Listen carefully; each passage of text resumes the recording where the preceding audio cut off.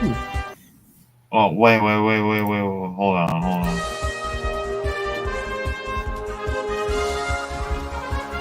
All right. What time to present? You want to be a Toonynaire?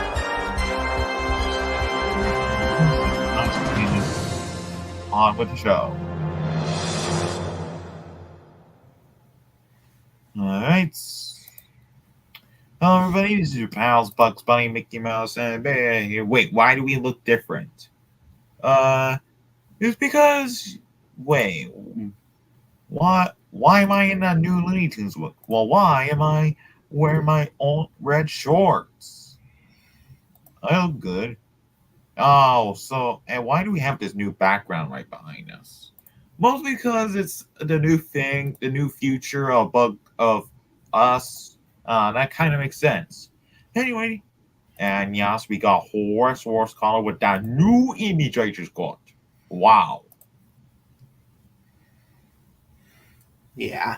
Anyways, hello everybody, it's Philip Plumline here, and your video Spew here. And it's me, Oscar Proud, substitute guest host until our career gets President Schwarzenegger back soon. Yep.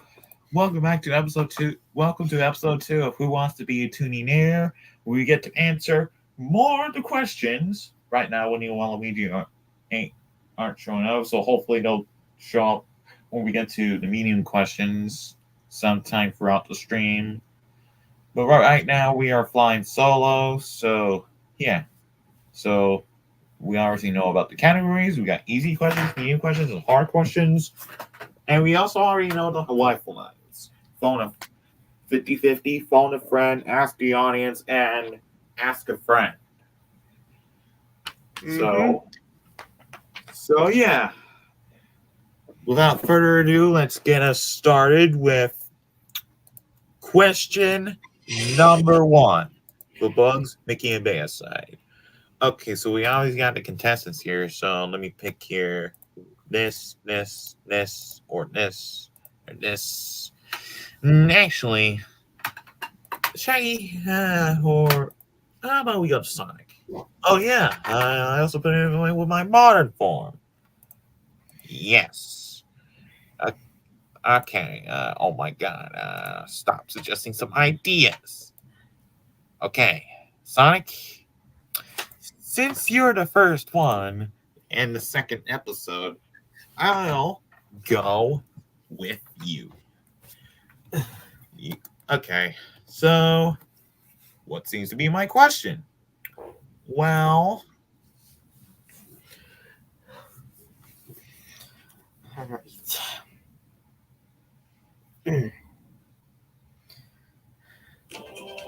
before the Alvin Show even existed in 1961, which came to TV way before Alvin? Popeye the Sailor, the Nutty Squirrels, the Flintstones, or Felix the Cat? Oh, wait a minute. I think I know this one. It's obviously not Popeye the Sailor because he already got his TV cartoons in like during like the 1960s. It's obviously not the Flintstones because since now already came to ABC in 1960, it only has a primetime anime series until kids watch more. And it's not obviously gonna be Felix the Cat because they already came out in 1959, only leaving this one answer. And yes, they knew this is a virtual band formed in imitation of Alvin and Chipmunks. The band that I'm talking about was the Nutty Squirrels. The Nutty Squirrels? You think that's the right answer? Well, yeah, since Kim found out about this, that it is based off like the record called The Nutty Squirrels, and yeah, so yeah, that's my final answer. Wow, Sonic.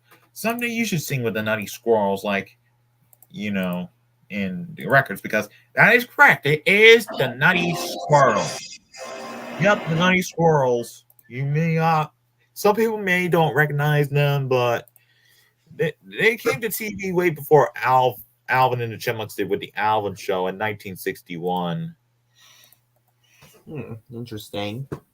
Which, if you don't know what they look like, I'll give you proof right away. Because although I do not want to show the intro because I don't want the because copyrighted music, so I'll show you what they look like. Hang on just a second here. Open image in new tab. Okay. Share my screen. All right, this is what they look like. I mean, kind of like South Park-ish. Interesting. Yeah, I mean, like they look kind of abstracty. I think these look like characters from a UPA cartoon. Yeah, yeah, yeah. Oh yeah, I forgot. This question is for like $1 so They go yeah. with that. So that was for $1. All right. Question number 2 for Mario and Boo's side for $50. Yeah. All right. All right. So let's start things off. I'll ask cold caller first. Okay, Mario. What question do you have for me? Okay, cold caller. Here is your $50 question. All right. Who created the Diary of a Wimpy Kid books? Jim Jenkins, Matt Rowley, Jeff Kinney, Dana Terrace. Oh, Mario, you're making me act like a smart person over here. Now, it's not it's not Dana Terrace because she is the creator of the Owl House. It's not Jim Jenkins because he created Doug. Although I will admit, some of the characters look like Doug characters with dot eyes. I mean, no, it's not Jim Jenkins because he created Doug. And we don't speak about the terrible Disney version, which our parents still hates to this day. And it's not Matt Brown either because he created Amphibia. Although they did release an Amphibia book, which is Moses' Journal, but that's not it. Only leaving this one person, and this guy has made 18 books and several movies for this beloved franchise. And it's still going strong, even with another Disney Plus movie coming out on December 8th. So, Mario, my final answer is that the person who created Diary of Wimpy Kid in 2007 was Jeff Kinney. Jeff Kinney? That's your final answer on who created Greg Heffley's Diary of Wimpy Kid franchise? Yeah. Because I know this guy very well, even our creator, because he has like 4 books. Well, the first 4 I'm talking about, but yeah. Well, cold caller, I'm gonna have to get you a journal or a diary, whatever you want to call it, and I'm pretty sure you want to be a smart cog and not a wimpy cog because that is correct. It's Jeff Kinney. Yep, Jeff Kinney is the author behind Diary of a Wimpy Kid, as stated right here. That's his name, Jeff Kinney. Oh yeah, yes. That's really Yeah, we have 4 Diary from the Kid books so far. We only have the first 4, which is the first book, Roderick Rules, The Last Straw, and Dog Days. Hopefully, sometime later this week, we're going to try to get The Ugly Truth and then Cabin Fever, which the latter is getting a Disney Plus movie adaptation coming out December 8th. Yeah. All right. Question number 3 for Bugs, Mickey, and Beta side for $100. Okay.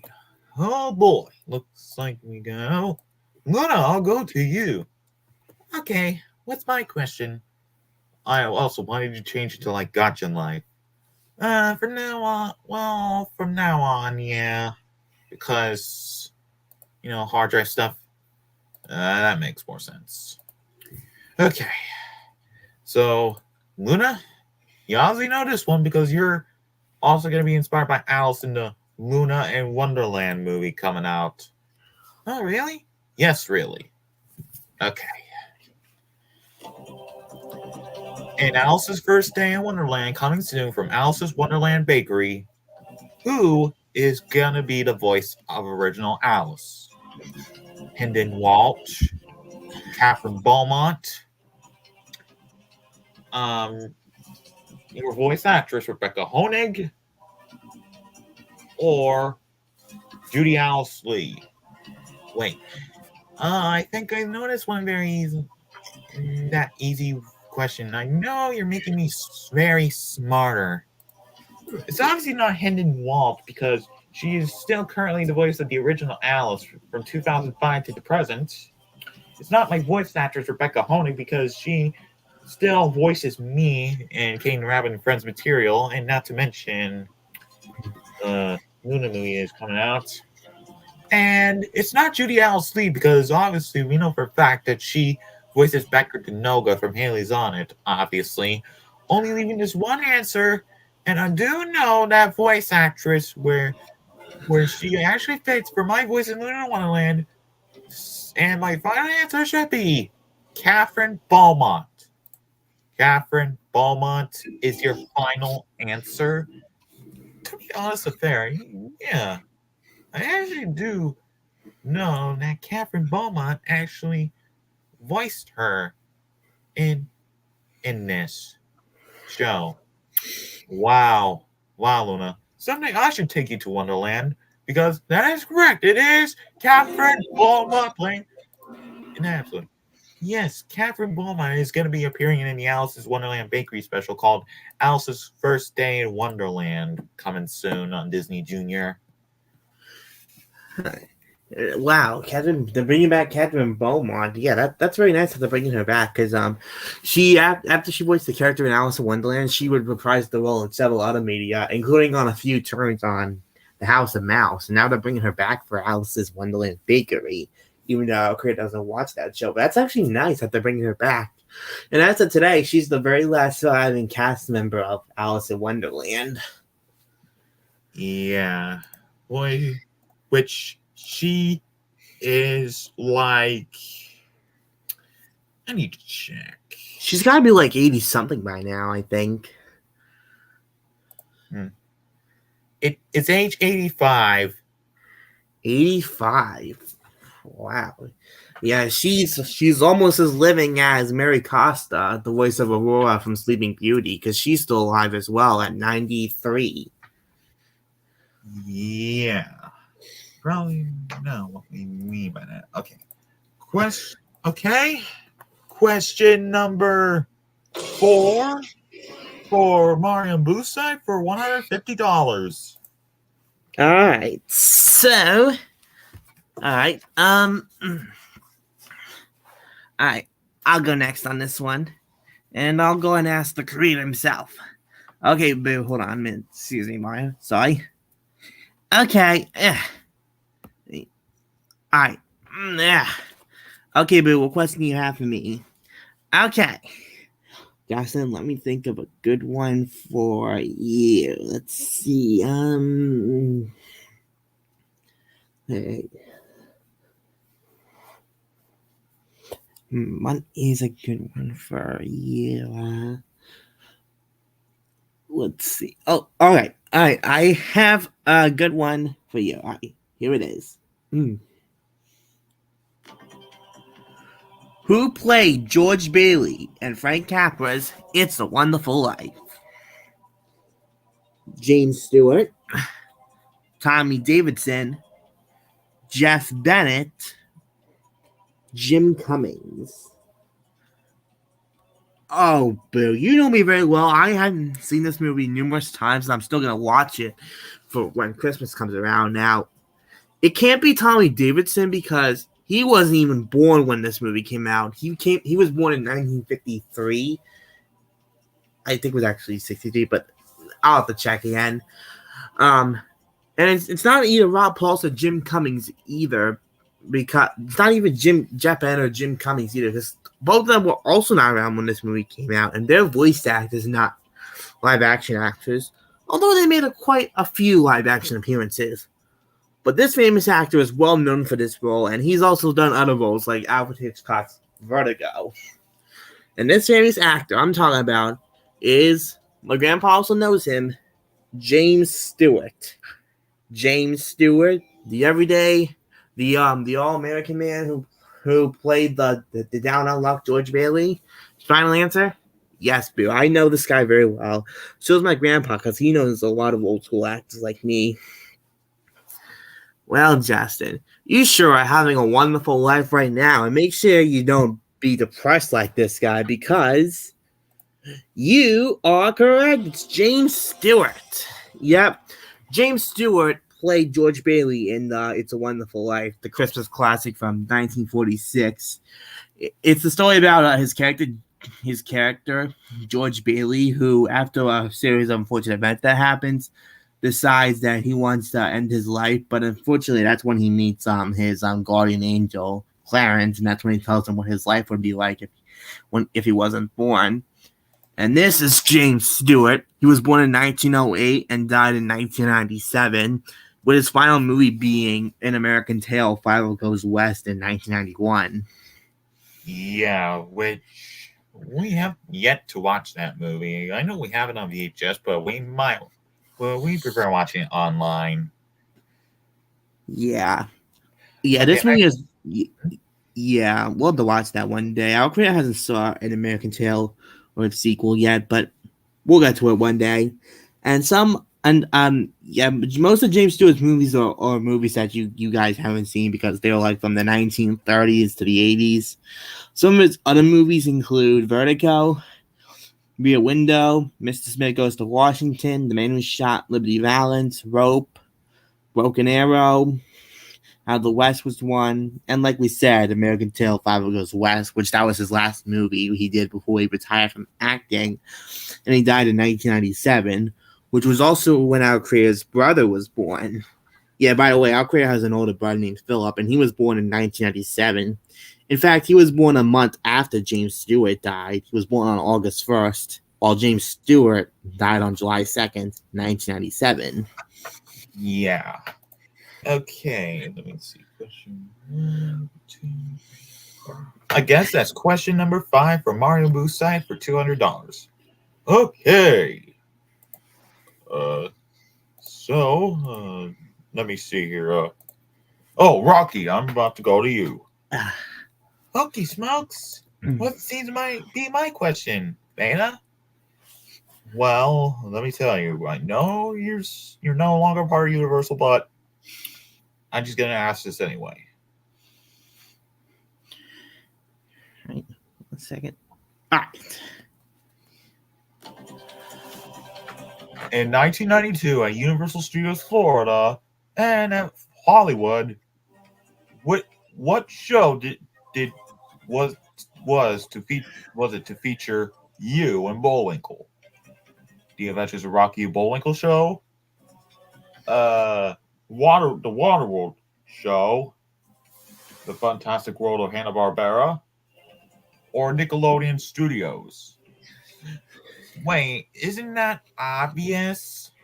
I know it's not Nickelodeon Studios because it opened in the Fantastic World of Hanna-Barbera, because it opened in 1990, while the Fantastic World of Hanna-Barbera closed in 1995.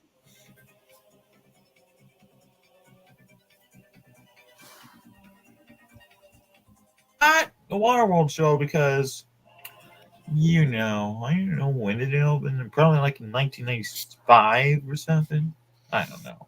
Only even this one answer. And fun fact: our creator hasn't been to any of the Universal parks, so you all know he watched some bits of it, but there's only even this one answer, and it closed in 1993 in Florida. That being The Adventures of Rocky and Bullwinkle show. The Adventures of Rocky and Bullwinkle show. Are you sure about that? Well, since we're used to be owned by Universal, but not anymore, I don't think. Wow, Rocky. One day we should go tell Universal to reopen the show. If not, then it will be at the Family theme park, because that is correct. It is the Adventures of the Rocky and Bullwinkle show. Yes. Yeah, one thing about the show is that they actually got June Foray to reprise her role as me and Natasha. Keith Scott voiced Bullwinkle before the movie even was made, and Boris Banoff. He also voiced Dudley Do-Right in the show too. Yeah, it's actually nice that they brought back June Foray, and she would continue voicing the character until her final appearance in the Rocky and Bullwinkle short film that was released with Mr. Peabody and Sherman in 2014. That will be her final time voicing Rocky before Tara Strong voiced her in the 2018 reboot. And in some lines, they got Laurie Fraser to voice me. Yeah, because one time, the one thing we would. Yeah, the one time we heard Laurie Fraser's voice as Rocky was in that commercial from Geico. Which the commercial was animated by PDI DreamWorks, which got shut down. Yeah, because of the box office failure of Penguins of Madagascar. Oh yeah, and going back to the show, here it is. They also got Corey Burton as the narrator, and he also voiced Snidely Whiplash too. Yeah, that's true. Okay, so next question for this is question number 6 for Mario Boo's side. Or let me see here. So it's $1 freaking $50, $100, $150. $250. Okay, 250 big $1. Next one too. Let's see. I'll go and ask Flacco and Leghorn next. I said, okay, Mr. Proud, Oscar Proud. I said, what question do you have for me? Okay, Flacco. Let me think of a good one for you. Let's see. Oh, okay, all right. I have a good one for you. This one should be interesting. All right. Which cartoon character had a vitamin soda pop thing that came out in the 80s and 90s? Was it you, Bullwinkle, Goofy, or Tommy? Wait, what? Vitamin soda. Oh, wait a minute. I said I remember these, son. It was also a bummer I never got to try these, but I know what you're talking about, Oscar. Now, it couldn't be Goofy, and you said it was Tommy from Rugrats. Well, I don't think Tommy had that thing before, and neither was the other one, but only leaving this one answer. And if I know one character who had a vitamin soda pop thing that ran for like a limited time, I believe that would be Bullwinkle. Bullwinkle J Moose. Final answer on who had a famous limited soda pop vitamin thing flavor. Yeah, because I actually didn't remember seeing a commercial for it. Well, Foghorn Leghorn, if they ever bring these back one day, which I think will be awesome, I'll have to give you and the other Lunatic's characters some of these because they're really good. Because Bullwinkle is correct. Yep, I said Bullwinkle actually had a commercial in the 90s which featured him and Rocky in it, and Bullwinkle had his own soda thing. It was called Bullwinkle's Vitamin Soda Pop. And in this commercial, June Foray reprised her role as Rocky, while Bullwinkle was voiced by Frank Welker. Here it is. The voice of Scooby-Doo. You're inventing a drink already invented. Sounds familiar. Bet it was tasty, too. Yeah. Oh, I know. I forgot to name the Sody Pop. How about Frostbite Falls Deluxe Wet Stuff? Oh, boy. You tell him. I will. Bullwinkle's Vitamin Soda Pop comes in 4 colorful flavors. Straw cherry, mandaberry, Vita Hey, is that Corey Burton playing as the narrator in there? Look for these beverages wherever fine antlers are sold. Is that right? Interesting commercial. Yeah. Okay. So yeah, Frank Welker voiced Bullwinkle in this commercial, and June Foray, like we said, reprised her role as Rocky. And let's see, who was the narrator of this? Corey Burton. Yes, Corey Burton was actually the narrator in this commercial. So it's question number 7 for Bugs making Bayside for $300, I guess. I think it is. Okay. Yeah, question number 7. Okay. Let me see here. Maxie, I'll go to you. Oh, really? What's my question, Horace? What's my question, Horace? Wow. If you know everything Disney, then I am grabbing a very good one for you because you know you're part of Disney and yeah, I thought why not? Okay. For an additional 14, what did Goof Troop air next for season 2 on CBS, ABC, NBC, or Cartoon Network? I think I know this one. It's obviously not Cartoon Network because Cartoon Network never even aired Disney programming. Disney Channel did. It's not CBS because CBS sometimes airs Disney stuff, but not Goof Troop. And it's not NBC because NBC aired, I believe, the Gummy Bears in part of Saturday mornings. Only making this one answer, and I obviously know for a fact that the show now moved to Saturday mornings, which is, I'm talking about Goof Troop, and that I'm talking about is ABC. ABC. You sure that's the final answer? Yes, since. However, there was one thing about. However, season 1 aired on syndication, while for season 2 it aired on ABC, which aired on the same month but different days and the same year. Wow. Wow, Max.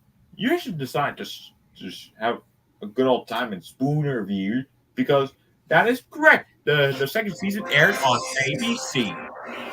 Yeah, Goof Troop aired on ABC despite the first season airing on syndication in 1992 for some reason. Yeah, ABC had a thing about running some Disney programs. And in fact, they also did this thing called One Saturday Morning, which featured Pepper Ann, Recess, and Disney's frickin' Doug. Oh, yeah, and they also include reruns of the New Adventures of Winnie the Pooh. And somehow one Saturday morning, they got the Bugs Bunny and Tweety show on there. Oh, that's interesting. Yeah, because the Bugs Bunny show is ABC's longest running Saturday morning cartoon ever aired. Yeah, interesting. Okay, question number 7 for... let me think. Is it question number 7 now? It's question number 8 now, actually. Oh, okay. Thank you. For $350? Yeah. Okay. Smolder, you're next. Okay, Smiley, right here. Whew. What's my question? Okay, Smolder. Now I have a good one for you, and if you know Mickey Mouse very well, then you might actually know this one. Okay. Before being named Mickey Mouse, what was Walt's original name for Mickey before Lillian suggested the name Mickey? Was it Marceline, Mortimer, Mario, or Maurice? Oh, wait a minute. Yeah, I actually do remember a brief history about this thing. Now, out of all these names that were originally going to be Mickey's original name, it's not Marceline. Marceline's actually a girl's name.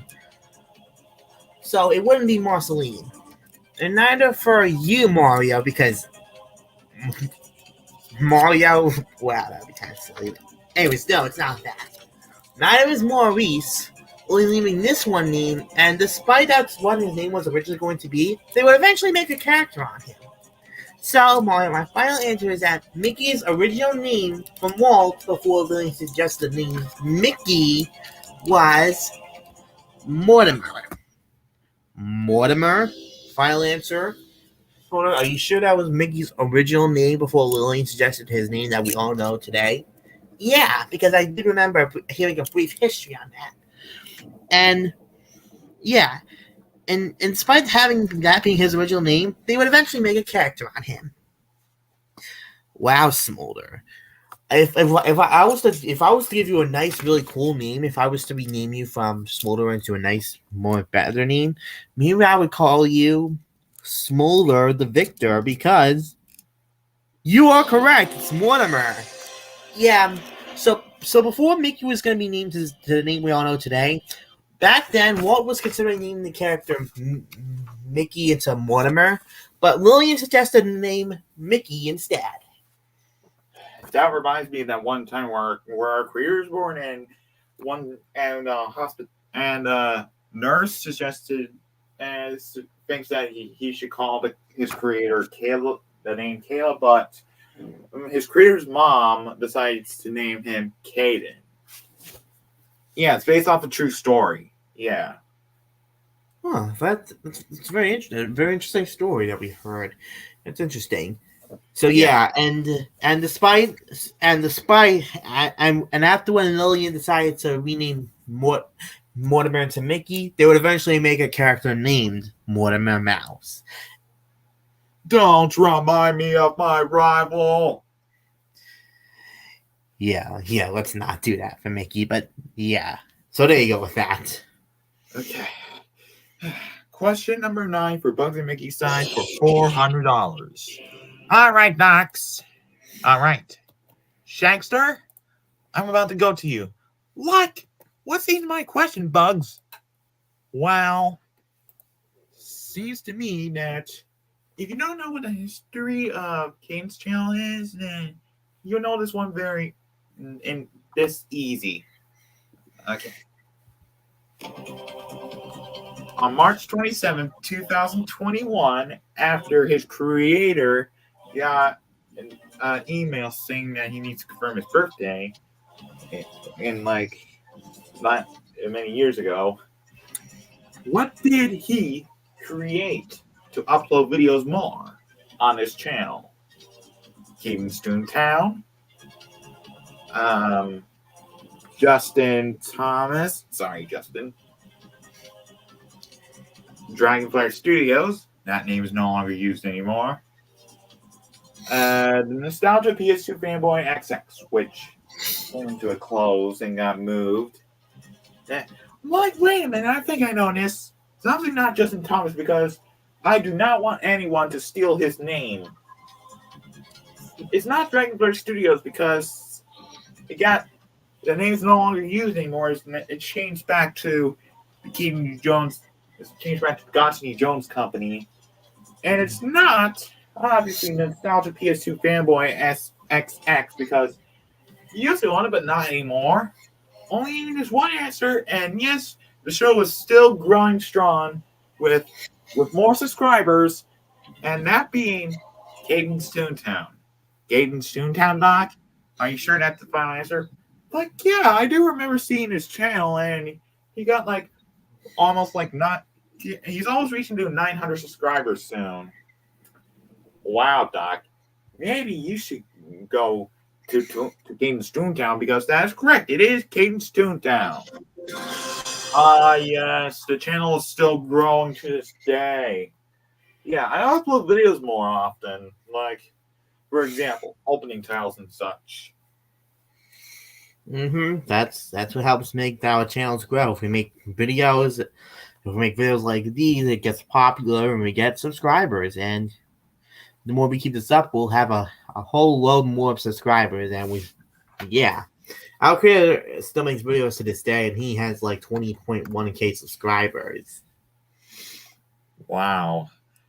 And you know what's the most popular video on our creator's channel is that the actual King Jones Pictures refurbished logo got 22k views. Whoa, That's amazing. Yeah.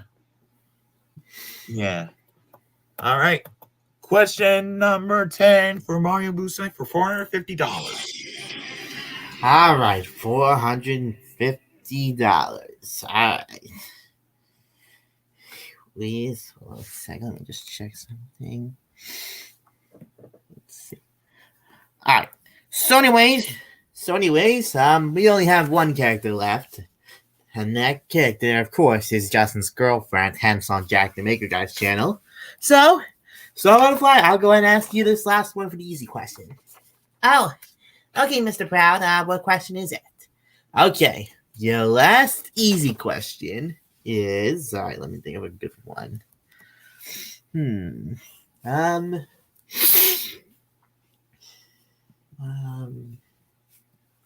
What is a good one? For you. Let's see. Okay. All right. I have a good one. All right.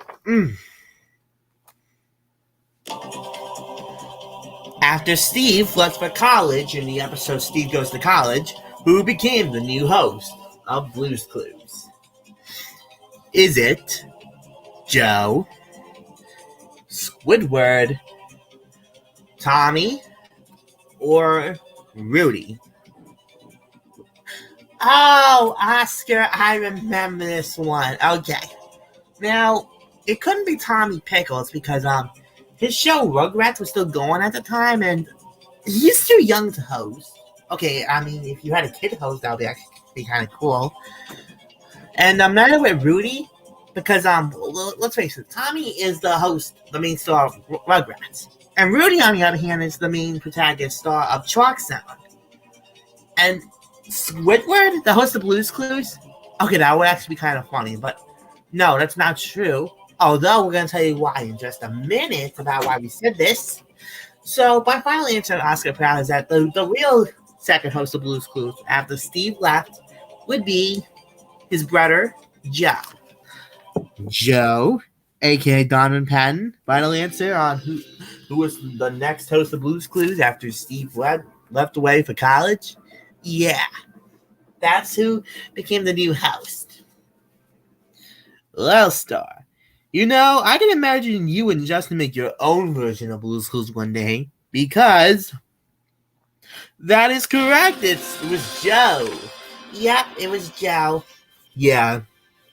And also, before the episode Steve Goes to College aired, they actually made a promo and they actually mentioned Squidward being the host. Hold on a minute. We're going to find it real quick.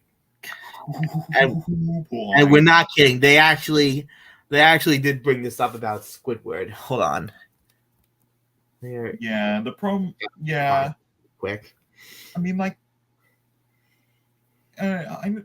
this is gonna be a joke. Hold on.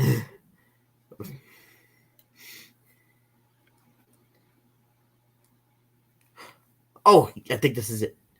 All right. Here it is. Here it is. This will make you laugh. This is the best day of my life. I'm very excited to be the new host of Blue's Clues. I'm sure I'll do a fabulous job. Squidward, stop telling people that. I am the new host of Blue's Clues. Me, Joe. Is it Squidward or is it Joe? He's the real host of Blue's Clues in a special primetime event, April 29th at 7 p.m. on Nick. Yeah, I'm not gonna lie, this is actually a very funny joke. Yeah. Squidward being the host of Blue's Clues, he would just be in his grumpy attitude. He'd be like, "Hey kids, come on in. I'm so glad you're here." We need a more happy host, right? And Joe was the host of Blue's Clues, not Squidward. Yeah. All right. Now we're going to the medium questions. Be careful, as lifelines are here for you. Yes. Question number one for the medium questions for Bugs, Mickey, and Beta Stack for $500. Okie dokie. Let me see here. Rocky, I'll choose you next because since. Oh, really? Well, what's my question? Well,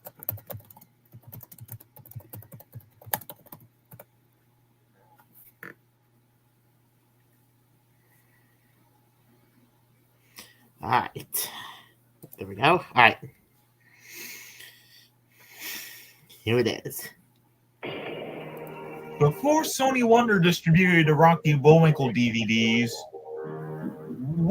who distributed the VHS tapes of Rocky and Bullwinkle? MGM UA Home Video, Buena Vista Home Video, Warner Home Video, or let me see here, Columbia TriStar Home Video. Sure, Rocky and Bullwinkle on VHS.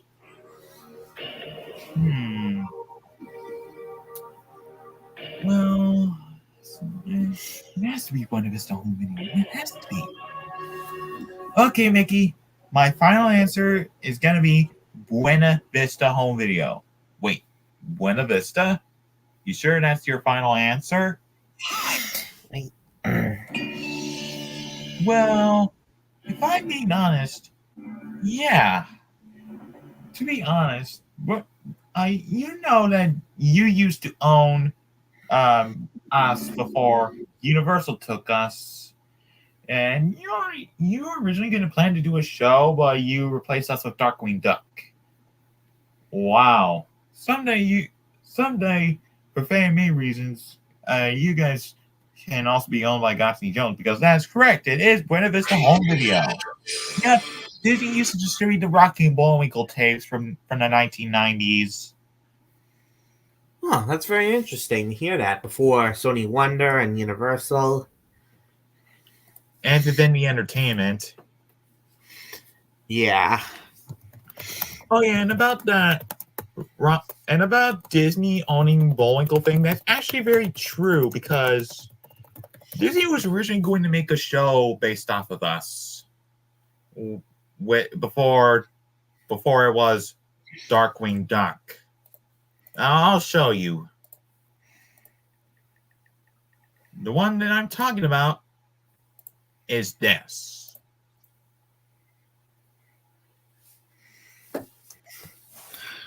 Oh, I see. The Secret Adventures of Bullwinkle. Yeah. I mean, if you look at the store, if you look at the concepts, that's actually very interesting.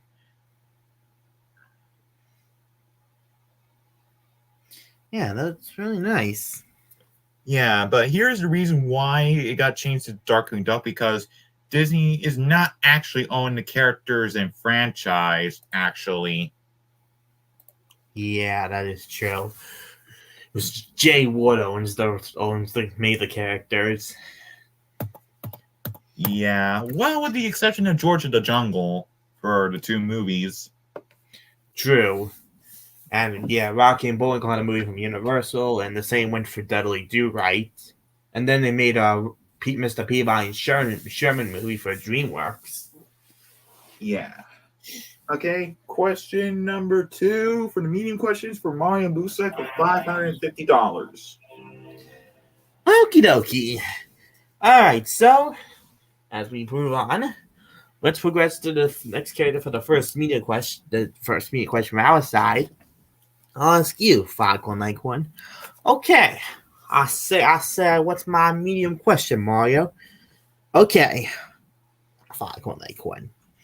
Here is things are getting a little tricky, but I know you can do it. So your medium question I'm about to ask you is this. All right, here it is. Donald Duck had a heated argument with which voice actor in an episode of Disneyland, A Day in the Life of Donald Duck? Was it Frankie Muniz, June Foray, Clarence Nash, Jimmy McDonald? I said Donald Duck got into a fight with which voice actor? Disneyland. Oh, Disneyland! I remember that. I remember that show. Oh, I think I remember this. Okay, Okay, now I say it's not Jimmy McDonald because that an episode. This was focusing on Donald Duck, and Jimmy McDonald was the second voice of Mickey Mouse. And it's not June Foray either, although she did work on several Disney projects, but she was not in this episode either. And neither was Frankie Muniz because he was born in 1985, so he wasn't even around when this episode came out. And also, this is the kid who played Malcolm in Malcolm in the Middle anyway, so yeah. Anyways, my final answer is that Donald Duck had a little heated argument with his own voice actor, Clarence Nash. Clarence Nash? Did you share that to who Donald had a heated argument with? Did you share that your final answer, Foghorn? I'm certain because I did remember this.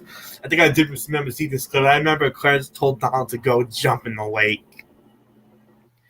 Well, Foghorn Leghorn, if you ever see your own actor in person one day, such as Jeff Bennett or Eric Bauza, who voiced you in Space Jam: New Legacy, I wouldn't want to start a fight with them because they're actually good people who voiced you.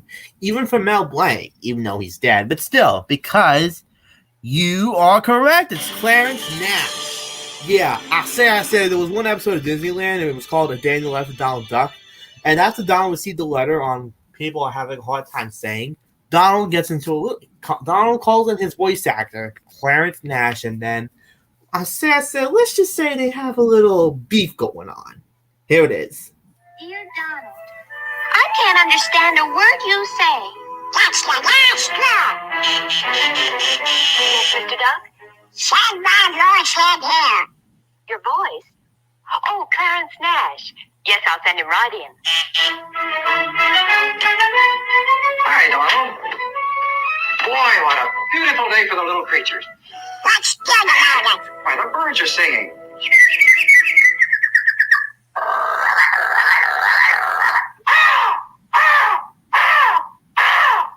And hey, I got something to show you. Just picked it up this morning. Listen to it.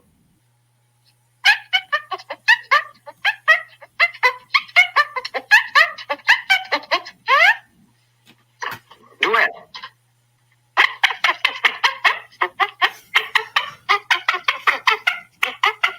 All right, it's coming in just a minute. All right, get it off. Big dish. Can't understand me. Me, you fathead. Oh, can't understand you. Must be that fat beak of yours. Can't mouth the words right. Why, you pigeon brain. You just don't articulate. Oh, yeah? Well, listen to this. Pepper, sure. Can't understand it myself. Oh, is that so?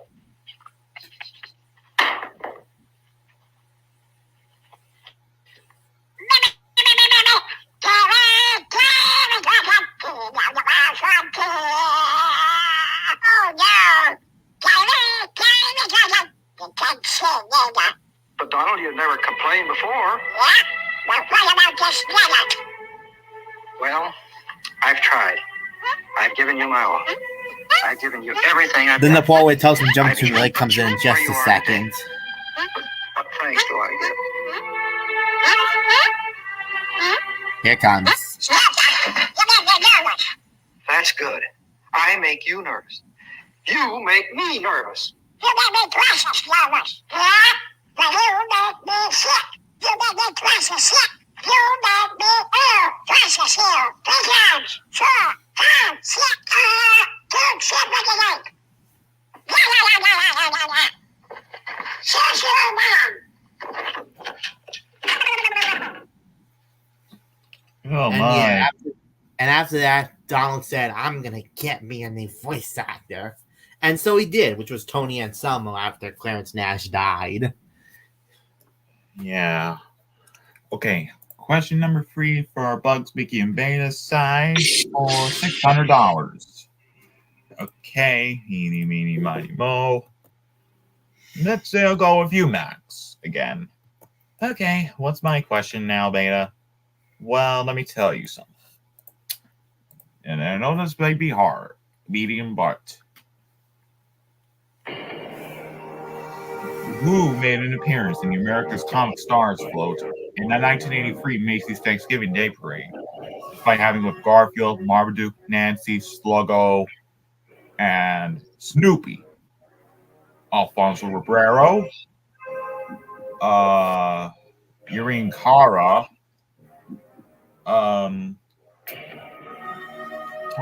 Kyla Pratt, or Frank Welker, who appeared in the America's Comic Stars float. I have never even heard of the Macy's Thanksgiving Day. I never heard most of the Macy's Thanksgiving Day Parade float, so I guess try asking a friend. Oh, you're gonna ask a friend? Yeah, since I don't know too much of the floats, especially with the 1983 float. Yeah, I see. Well, as Flower Creator, he doesn't really watch that much of the Macy's Thanksgiving Day parades as well. So now I understand Max's pain. Thanks. So let me see where I can help. Yeah, because one of the characters look up on wiki of things like on fandom and such. So yeah, I think I should ask. I think I should need some help from Cold Collar. Cold caller.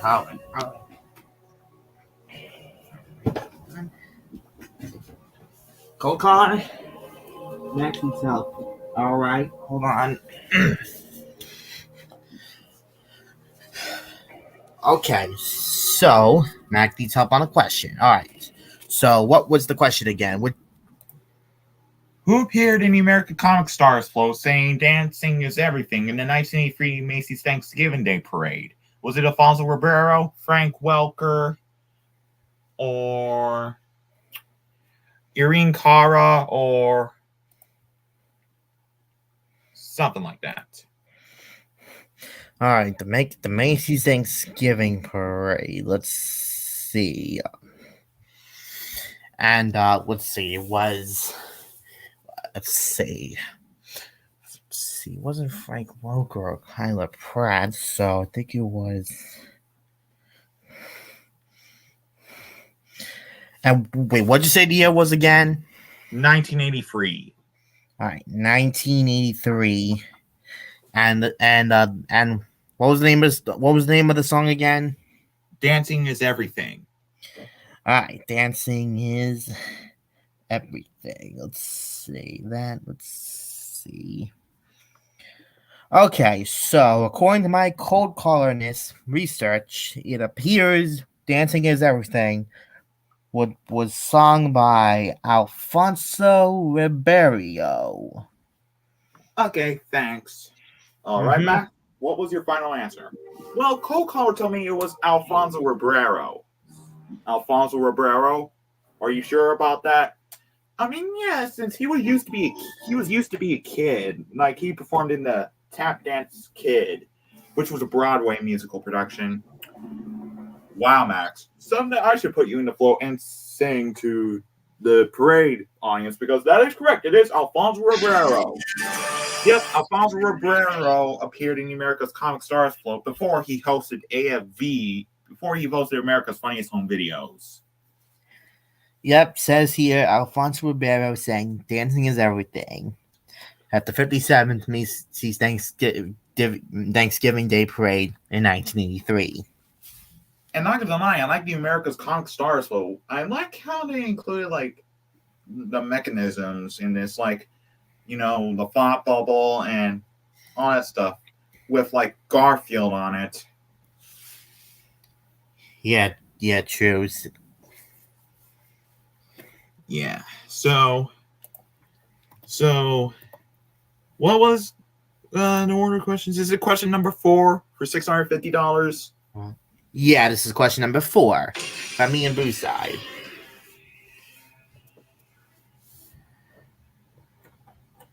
All right. So question number 4 for how much? $650 since we already did $600. Okay. All right, then. Well then, creator, I'll ask you next. Okay, Boo. Go ahead and lay it on me. Alright. It's going to be a little challenging one right here, but I know you can do this, Justin. Okay. Here we go.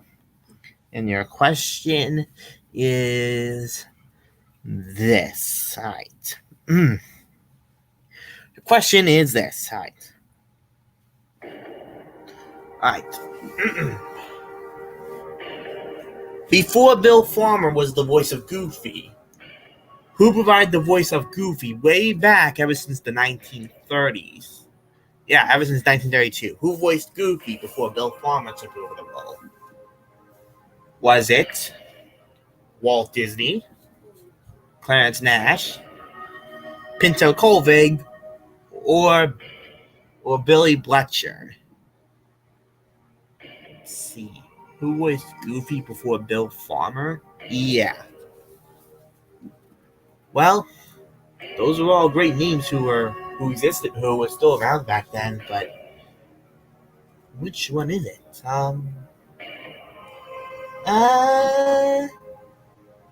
You know what? I think I'll do a 50-50 on this one. 50-50? Yeah. Alright then, computer generator will take away 2 incorrect answers, please, and okay. Alright, Justin took away 2 of the incorrect answers, so it leaves with so you have Clarence Nash or Pinto Colvig. Well, now wait a minute. We were talking about Clarence Nash earlier, and that guy was the original voice of Donald Duck before Tony and Selma voiced him. So, Pinto Colvig, of course. Yeah, of course, yeah. Alright, Boom, I made my final decision. My final answer is that before Bill Farmer voiced Goofy, there was the one and only sound effects guru, like Jimmy McDonald, Pinto Colvig. Pinto Colvig, that's your final answer on who was the original voice of Goofy? Yeah. Because like I said earlier, Clarence Nash was Donald, of course. But Pinto was Goofy. Wow, Justin. Gosh, you sure know your voice actors very well, especially if it's the voice of Goofy, because you are correct. It was Pinto Colvig. Yep. Before it was Bill Farmer, it was Pinto Colvig who was the voice of Goofy. Speaking of Pinto Colvig, I actually heard, according to that YouTube video, that Pinto Colvig also did the Goofy voice in like other cartoons from Paramount, Warner Brothers, and MGM, including that wolf from Little Rural Riding Hood. Yeah, Pinto Colvig was sound effects guru. He has done some other voices, and he's also done some other voices around Disney aside from Goofy, according to Hollywood Graveyard. Complete the buddy trio of Mickey, Donald, and Goofy. Sources from Hollywood Graveyard, and here it comes, he says. Those with a keen ear will hear that unmistakable voice of Pinto all over early Disney. And Pinto was also the voice of Pluto, too. Sleepy and Grumpy in Snow White. Yep. And several silly symphony characters, including Practical Pig, the Grasshopper, and the Gingerbread Boy. And not to mention Pinto would voice Horsepower, Goofy too. until his death in 1967, and would later be named a Disney legend in 1993. His grave had remained unmarked, so Hollywood Graveyard teamed up with Pinto's descendants to have a marker placed. This gravestone was designed by Pinto's great-granddaughter, Courtney. Yep, and his marker features Goofy's hat right there, of course, saying vaudeville actor, voice of Goofy, and Bozo the Clown. Who even remembers Bozo? Yeah. So there you go with that. All right, question number 5 for Bugs and Mickey's side for $700. Was it $700? Yeah, $700. Okay, all right, Miss Squatchini, I'll go to your. Okay, what's my question, Horace? Well, it might be tricky, but trust me on this one. Okay.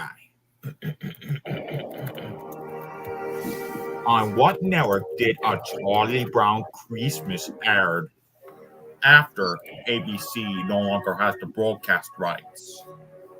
CBS, Apple TV Plus, Boomerang, Nickelodeon. What aired a Charlie Brown Christmas after PBS no longer has the rights to them? I did remember seeing I did remember our creators seeing the program break before, but I don't even know iPhone. Yeah, you know what? I think I'll try asking a friend or yeah, I think I'll ask a friend just like like what Max did. Okay, who you gonna help? Well, let's say I'm gonna help Foghorn Leghorn. Foghorn Leghorn. All right, I'm coming. All right. Now I said the question was what network what was the question again about? I know it was something about Charlie Brown. What network did a Charlie Brown Christmas air after PBS no longer having the broadcast rights to them? All right. Let's see. All right, so let's see. And what were the answers again? Is it CBS, Apple TV Plus, Nickelodeon, or what was it again? I don't know if it's like Disney Channel or. Anyways, let's see. Let's see. So according to my chicken brain, I also know that most of the DVDs that had Charlie Brown, especially what our creators DVD had. So it would be Paramount that makes the DVD. So that would be CBS. I'm talking about the TV network. So is that? Yeah. That's what I'm saying. CBS because that's like the TV network of Paramount. Well, Oh, it says here. Let's see. Hold on a minute. The program made its debut on CBS on December 9th, 1965. I'm actually. And however, the only way to watch Charlie, while he was able to, for 2023, the only way to watch a Charlie Brown Christmas and other Peanut specials are through Apple TV. Yeah, thank you. All right, what was the final answer? It was Apple TV Plus. Apple TV Plus. Are you sure that you're going to take a big bite of that big apple? Well, I already know for a fact that they sponsored the Charlie Brown Christmas on PBS airings. Wow. Someday you should be ice skating with the peanut. It turn you into a Peanuts character because you are correct. It is Apple TV Plus. Yeah, of course, Apple TV Plus cares about more of the Peanuts than other TV networks do. Yeah. It made its debut on CBS 65, but now it says here, while PBS was able to add a Christmas special the previous years, for 2023, the only way to watch it is through Apple TV. Yeah, and speaking of Apple TV, they're making a new Peanuts movie with the same animation style used for 2015's The Peanuts movie. Oh, yeah, we did remember hearing that, and they showed a first look of it. Yeah, we did remember hearing that. Oh, that one was kind of tricky. Sorry about that. It's okay, Foghorn Leghorn. Sometimes it gets a little tricky, but hey, at least you did it, right? Yeah. Anyways, let's move on. So this is question number 1, 2. I think this is question number 6, I think. Yeah, it is question number 6. Yes, from me and Mario's side. I think it's 750 or 700. Yeah, I think it's 750. So I think it is 750 because last question was 700. So, yeah. All right. In that case, we already asked Foghorn Leghorn. We already asked Justin. So next, I'll ask you, Code Caller. All right. What question do you have for me, Oscar? Okay. Like the last question, it's going to be a little challenging, but hopefully you have a big brain for this one. Okay, here we go. So, your question is this. Which Disney animator was not part of Disney's 9 Old Men? John Lounsbury, Eric Lawson, Wolfgang Reitherman, or Art Babbitt? Hold on. Who was not a member of Disney's 9 Old Men? That's right. Well, oh dear. Well, I did remember hearing something about Disney's 9 Old Men, but I really don't know much about it. I mean, Justin does, but not me. So, I think I'm going to go ahead and ask a friend on this one. All right. The first Justin character going to ask a friend, and which Teen Toon character would you like to ask, Cold Caller? Either Luna, Well- Shaggy, Sonic, Rocky, or Max. Well, I think I'll ask Max since he's from Disney and we're talking about a Disney question over here. Okay. All right. So the question again was, who was not a member of Disney's 9 Old Men? Eric Lawson, Wolfgang Reitherman, John Lounsbury, or Art Babbitt? It has to be Art Babbitt. Trust me on this one. Okay. All right. So Cold Caller, what do you think? Well, I think I'm going to go ahead and agree with Max on this one. I think it is Art Babbitt. Art Babbitt, are you sure that is not a member of Disney's 9 Old Men? You sure it's Art Babbitt? Yes. I mean, that name does sound very familiar. I know that name, but if that's what Max said, I'm going to agree with him. It's Art Babbitt. Well, Cold Caller, I think one day you should go to these one day you should be an animator just like these 9 Old Men, and you should know which one doesn't belong, all thanks to the help of Max, because you are correct. It was Art Babbitt. Yeah, Art Babbitt was actually not a member of Disney's 9 Old Men. No. Yeah. Remember that one time where he hated my original creator during the animator strike? Oh, that animator strike. All these strikes, of course. All these strikes that have been going around. Yeah, I think it was like in 1941 where Art Babbitt shouted like, "Walt Disney, you should be ashamed of yourself," and the crowd, and then Walt became so enraged that he got out of the car and advanced on Babbitt with his hand balled into his fist, only to be intercepted by the police. Oh my. That's insane. Yeah, but however, Art Babbitt returned to Disney until 1947. Huh, yeah, I can see that.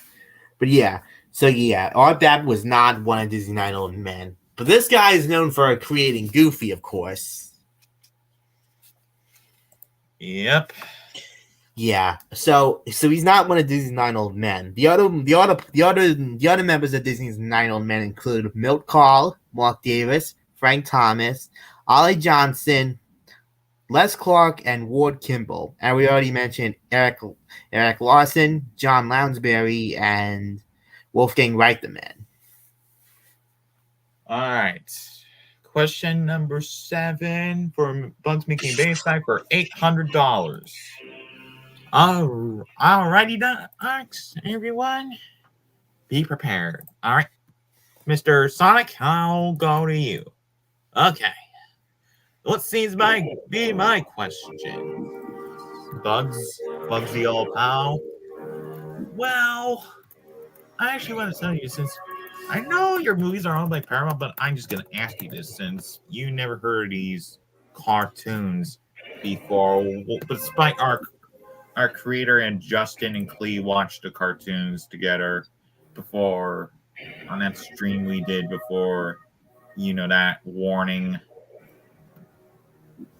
Yeah, yeah. Okay.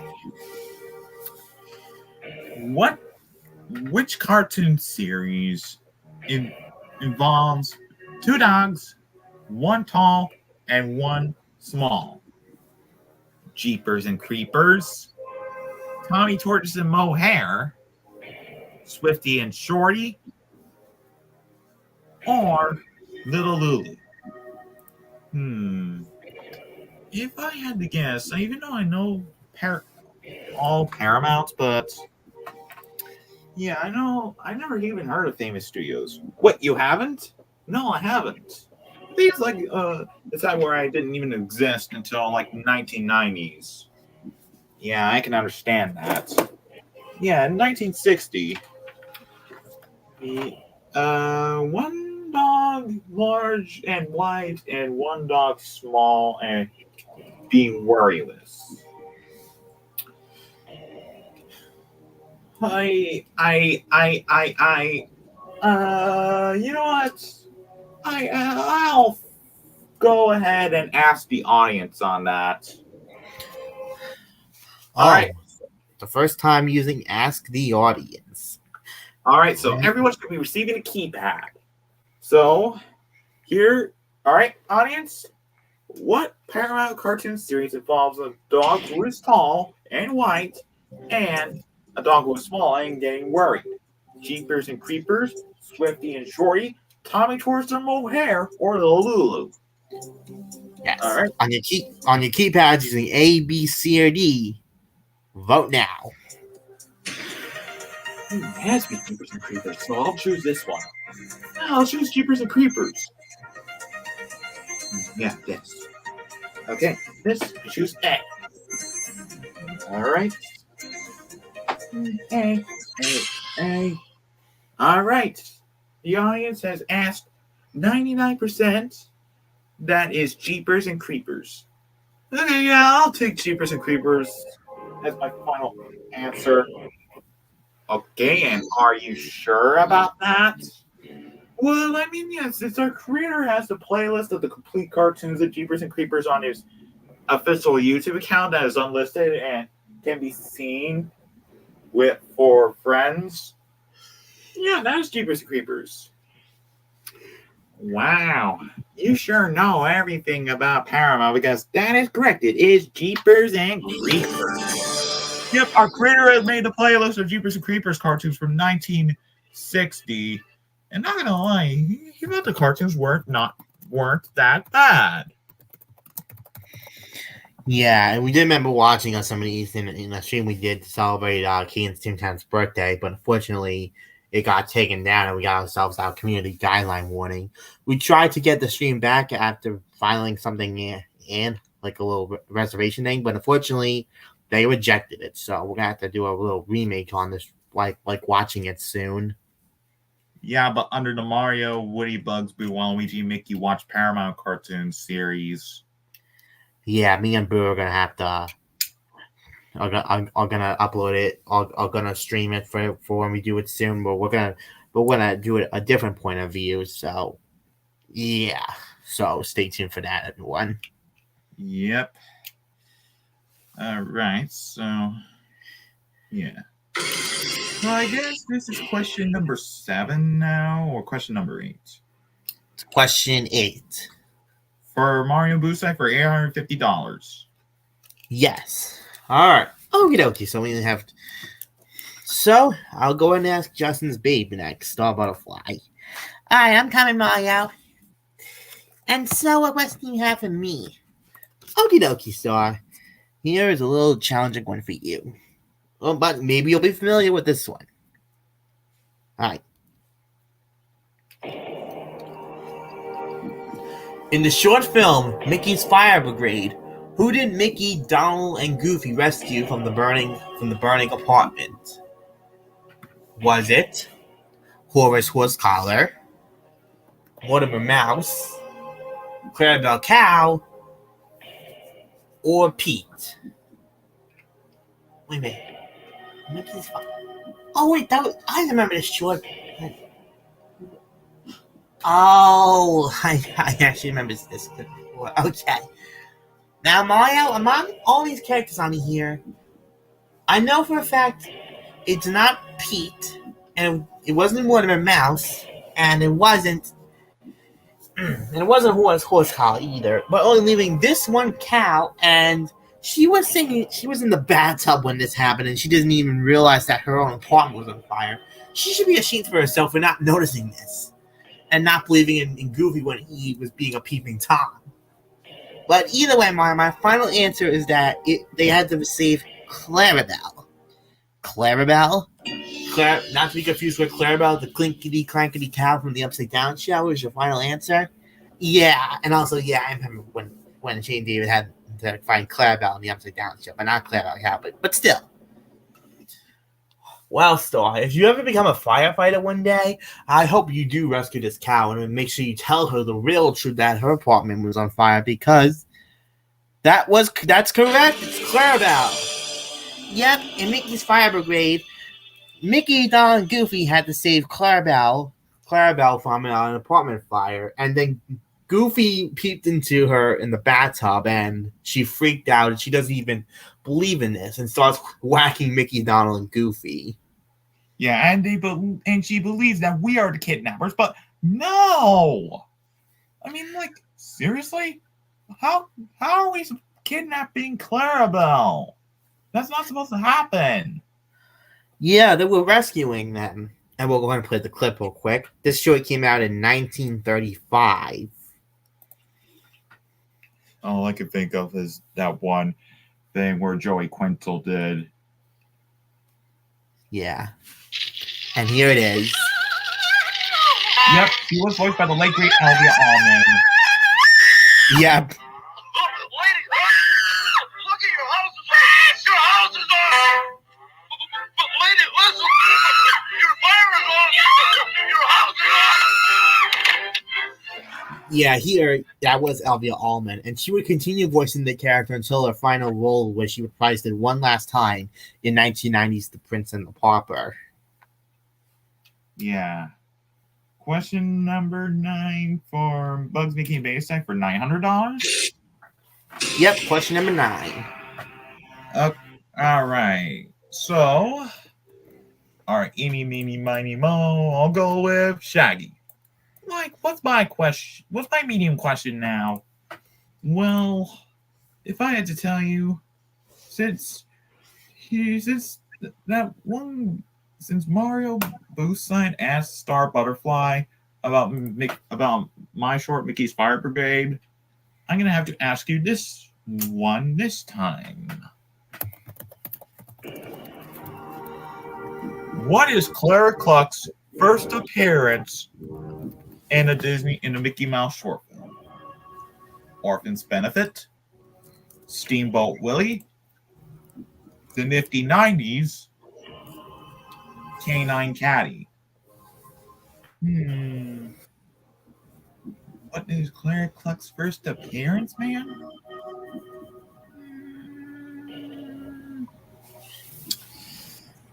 Okay, this has to be Orphan's Benefit. It has to be.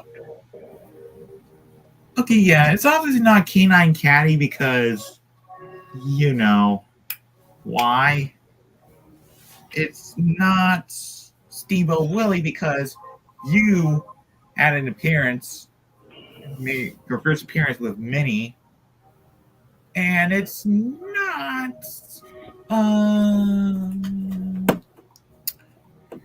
Let me find the short film. It's not the Nifty 90s because she never appeared in this. Only leaving this one answer, and I honestly know that there was a color remake in 1941, and then my final answer would be Orphan's Benefit. Orphan's Benefit? You sure that's your final answer? Well, I mean, yeah, since I saw her singing, what was the song again? Oh, yeah, you don't know the song? It's actually what Clara Cluck's son was. Chi mi frena intel momento. Oh, okay. Yeah, since she is a chicken. Wow, Shaggy. Sometime I should make you be part of the Orphans Benefit show because that is correct. Clara Cluck Bader's first appearance, Orphans Benefit. Yep, Clara Cluck Bader first appearance in 1934's Orphans Benefit. Which Yep. Yep, it says here, yep, Orphans Benefit from 1994 as an operatic chicken and an old friend of Mickey Mouse. which will eventually get into a color remake from 1941. Yep. All right, so now this is question number 10, and the final medium question from me and Meyer's side. For $950. All right. In that case, that leaves Smolder as the last medium question person. Okay, Boo, lay it on me. What's my last medium question? Okay, Smolder. Here is a very interesting one for you. All right, so what were Mickey's first words ever spoken in the short film The Carnival Kid? Was it, oh boy, hot dog, hey everybody, it's me, Mickey Mouse, or Pluto? Wait, what? Mickey's first spoken words? Hold on a minute, I think I have to remember something. Oh, of course! Okay, now, Boo, I know Mickey says a lot of these stuff right there, including mentioning his dog Pluto, but let's face it, he didn't say Pluto as his first word. He says, oh boy, but that wasn't his first words either. And as for, hey, everybody's me, Mickey Mouse, he wouldn't say that until, like, Mickey Mouse Clubhouse, because that's what he says at the start of every episode. But eventually, he said these words, and now it spawned the name of a song that they would dance to at the end of Mickey Mouse Clubhouse. So Mickey's first ever spoken words were hot dog. Hot dog, as in the food you eat with a bun and a sausage, your final answer? Yeah. Mickey's first spoken words were hot dog, and it was eventually spawned the hot dog dance decades later for Mickey Mouse Clubhouse. Wow, Smolder. I think one day you need to learn this dance and maybe make your own hot dog stand, because that is indeed correct. It's hot dogs. Yep, Mickey's first ever spoken words were hot dogs in the short film The Carnival Kid. But, however, that was not Walt Disney saying them. It instead was called stalling. Who was the music composer of the Looney Tunes? Yep. And we'll go ahead and play the clip real quick. So Carl was working at Disney at the time before he moved to Warner Brothers.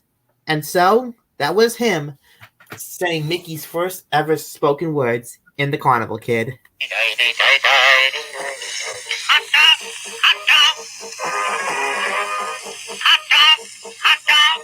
And yeah, the video was in cow pitch. Yeah, it's cow pitched.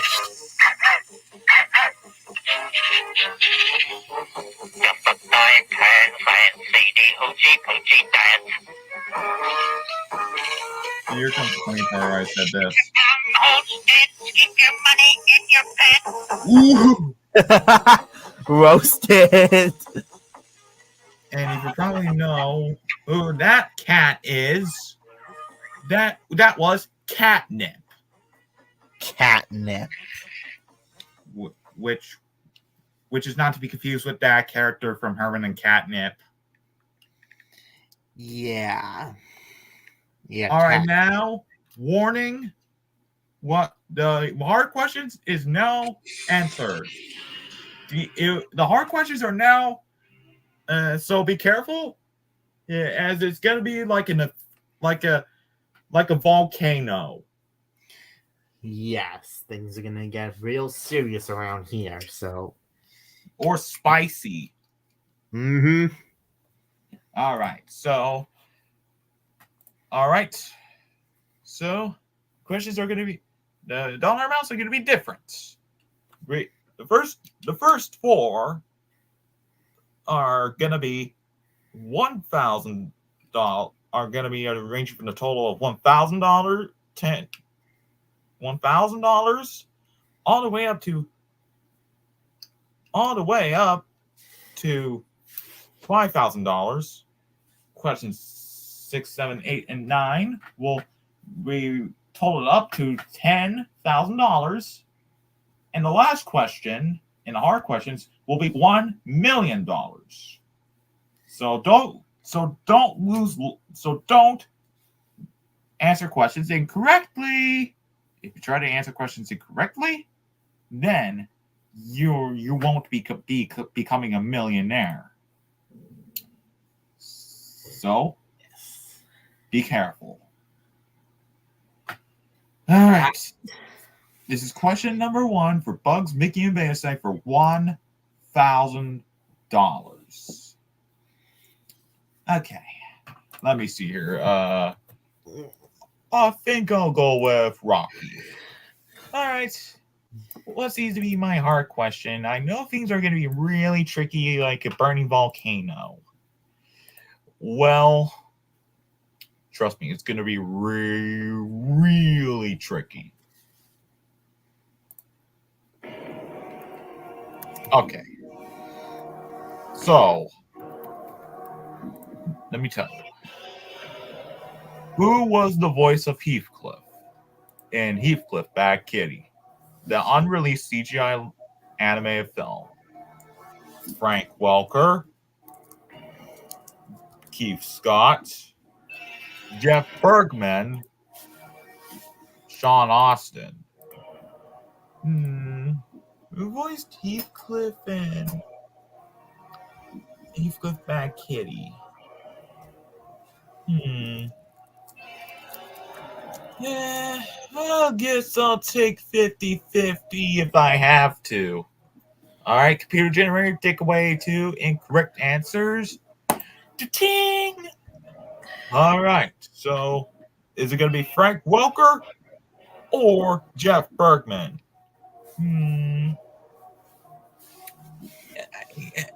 I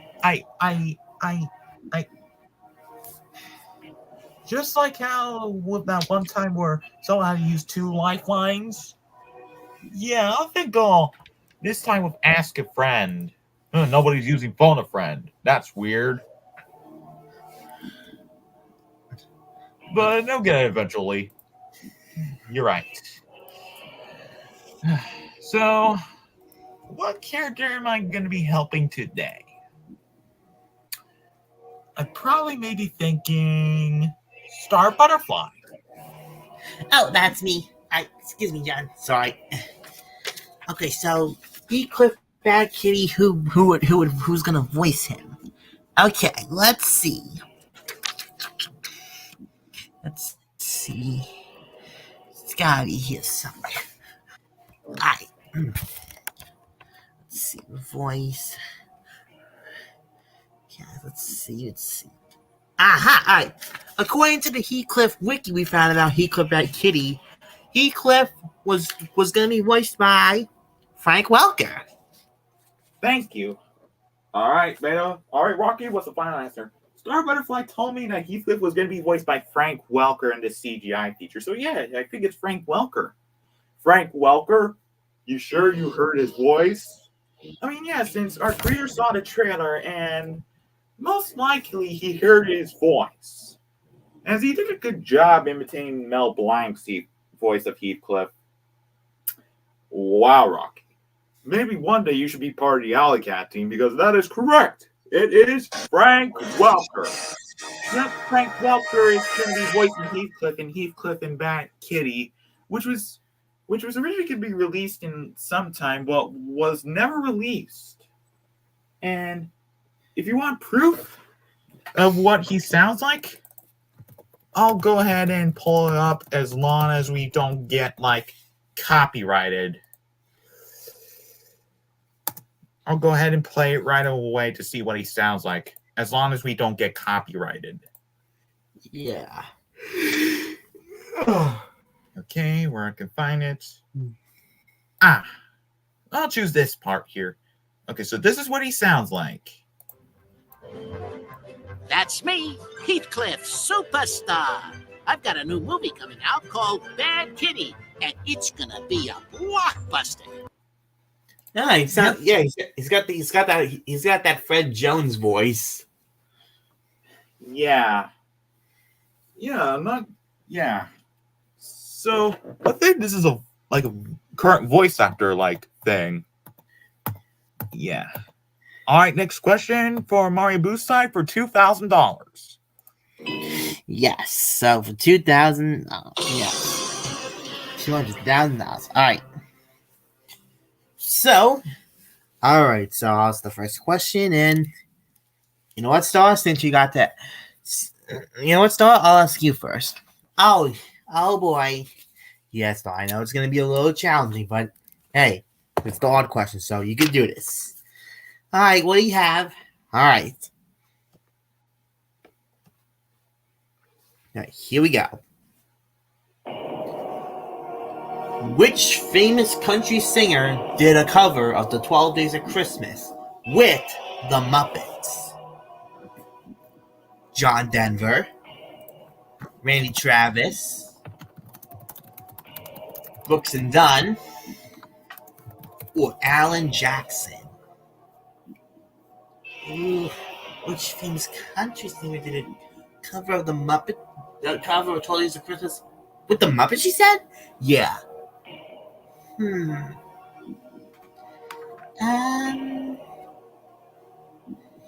Yeah, Justin knows about country stuff, and not me, unfortunately, so...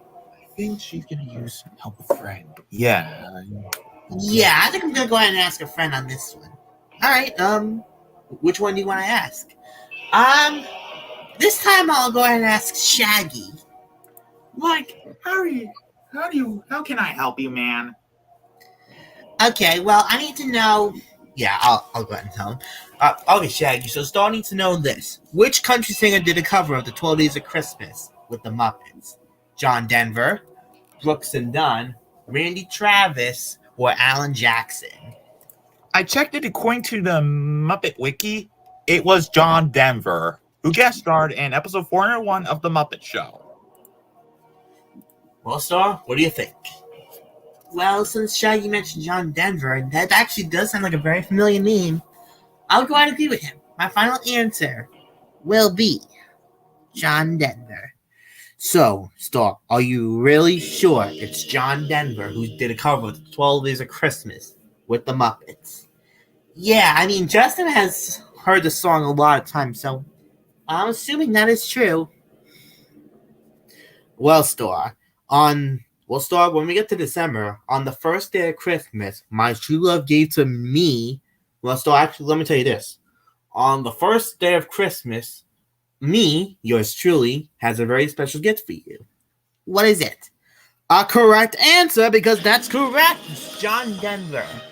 Oh, it was John Denver. Yeah, Shag was right. Yep, John Denver did a cover of the 12 Days of Christmas with the Muppets, and we're not going to play the song, of course, because copyright, but we'll go ahead and show you the CD real quick. It looks something like, yeah, it's called John Denver, the Muppets, A Christmas Together. Yep. Yeah. And also, a little fun fact, this is actually based on a true event, but our creator likes this song, but for some reason, his sister doesn't. Mainly because she cannot stand Miss Piggy's voice on the 5 Golden Rings.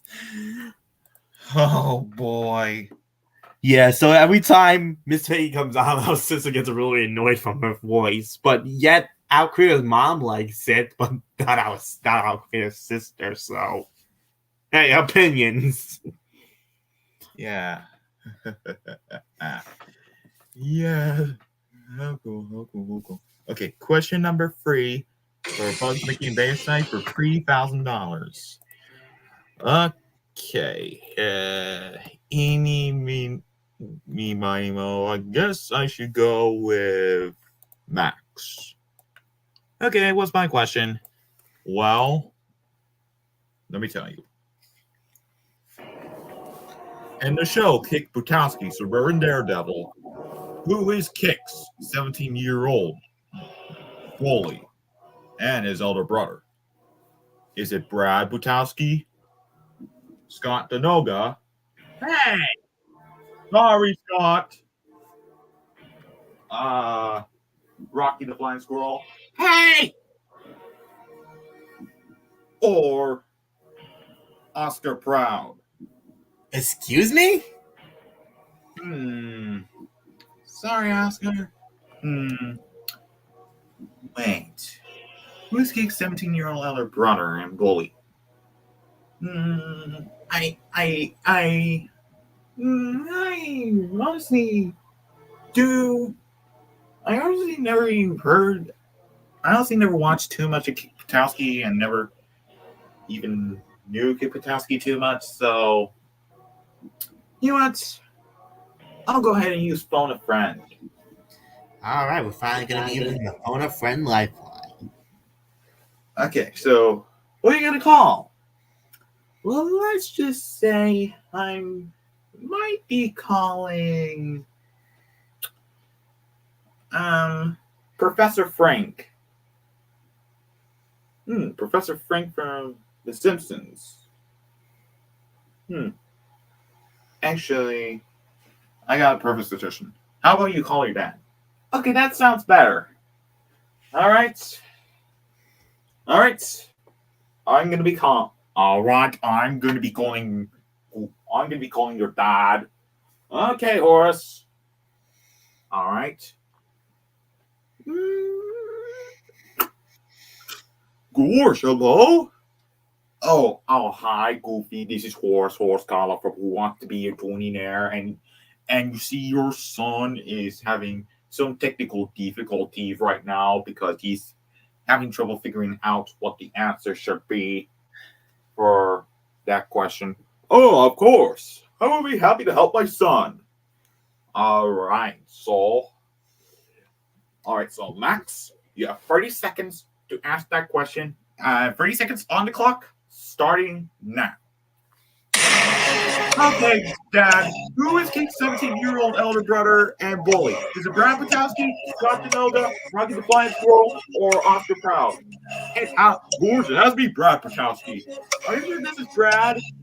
Yes. Oh, I know everything. Okay. Thanks, Dad. You're welcome.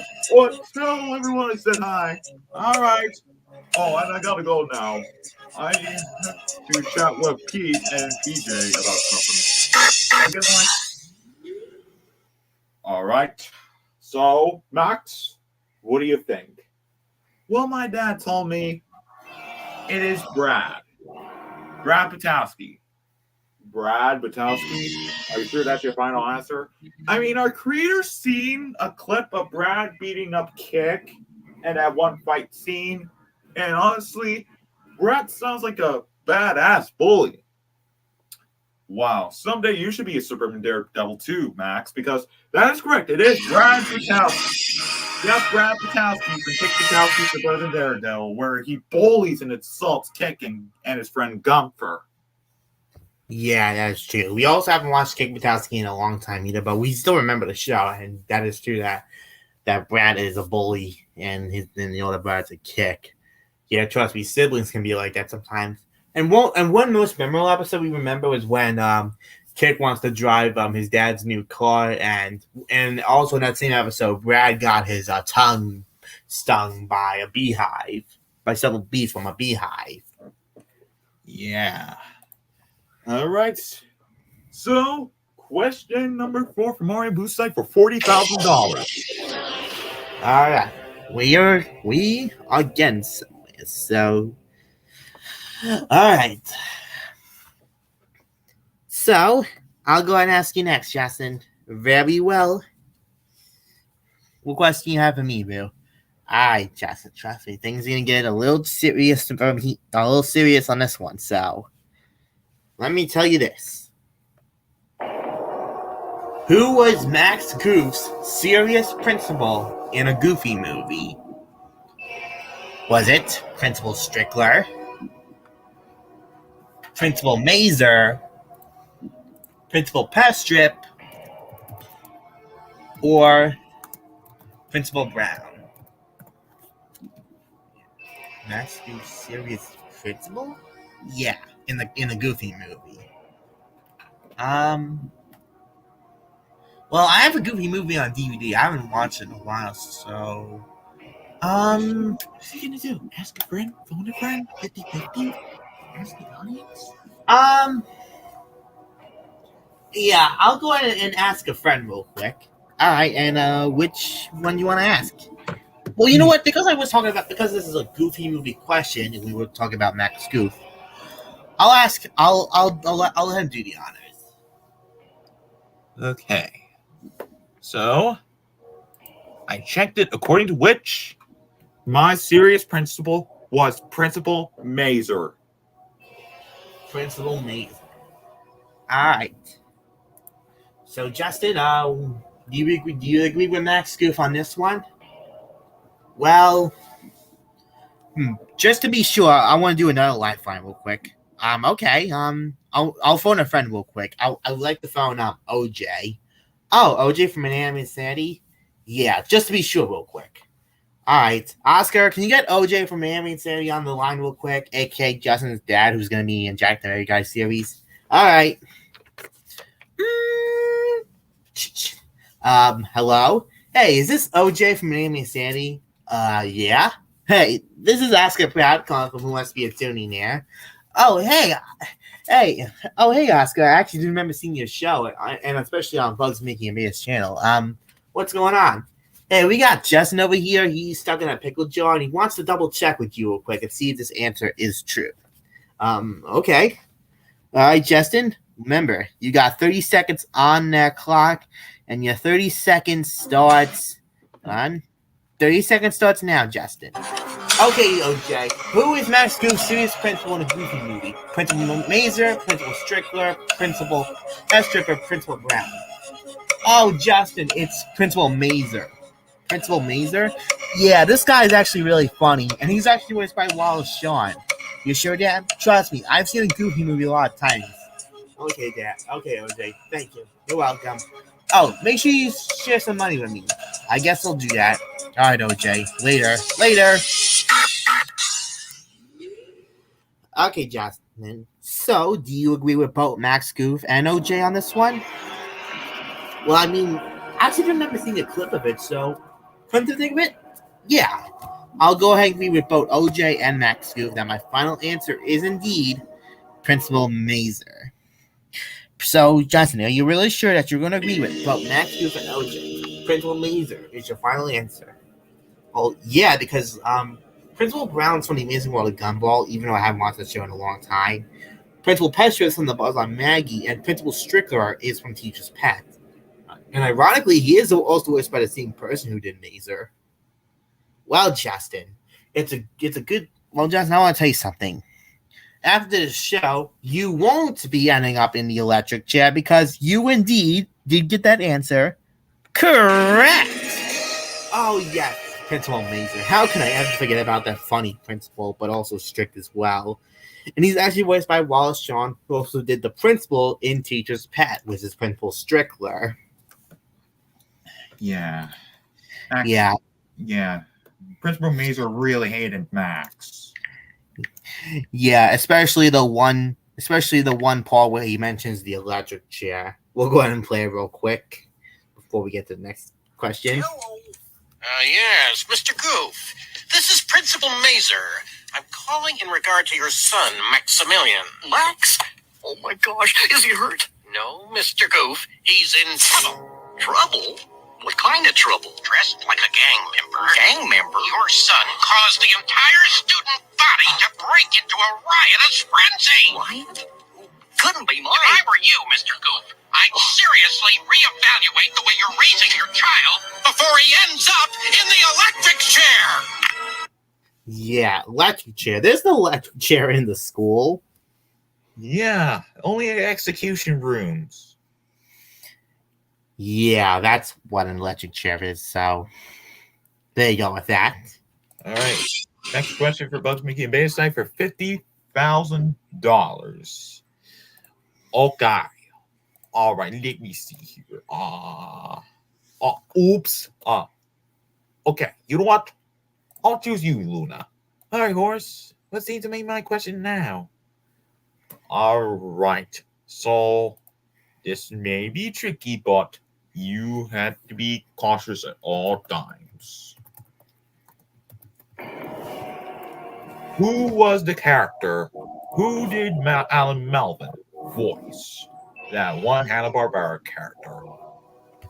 Magilla Gorilla, Huckleberry Hound, Scooby-Doo, or Hulky Wolf? What did Alan Melvin famously voice in for a Hanna-Barbera character? Who is a gorilla? I let's just say that. Yeah, I'll go ahead and ask the audience. I'll go ahead and use 50-50. All right, computer generator, take away 2 incorrect answers. All right, so is it Begin a Gorilla or Hulky Wolf? I still don't know what to think of. You know what? I'll choose Ask the Audience. All right, you can vote for either A or D on the keypad. Yes, like we said, on your keypads, use A or D for this one. So, vote now. And the audience is voting. Okay, so it's Miguel Gorilla, so we choose A. Yeah, he's a very funny guy, so I'll choose this one. All right, this, and yeah, this, and this, and that, and this. All right, so the audience has voted for Miguel Gorilla.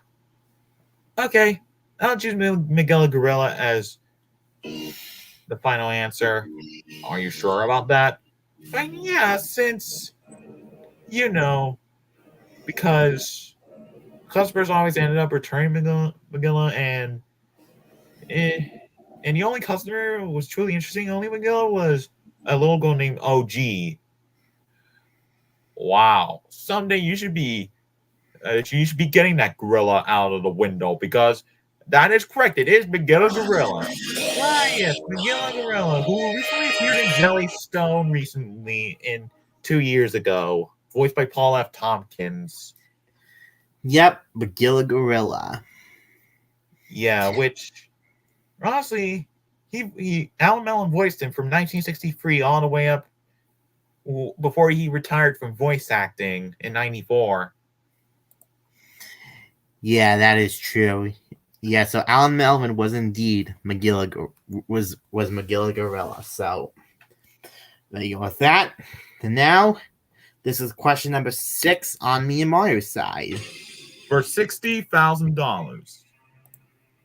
All right, so in that case, I'll go next, and I'll go ahead and I'll ask Smolder next. All right, then, Oscar Proud. What question do you have for me? Okay, I have an interesting one for you, Smolder. And the question is,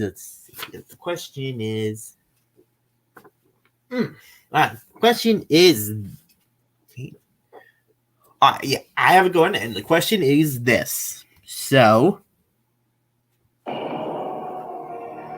which one of these Hanna-Barbera characters is not voiced by Dawes Butler? Elroy Jetson, Huckleberry Hound, Wally Gator, Fred Jones.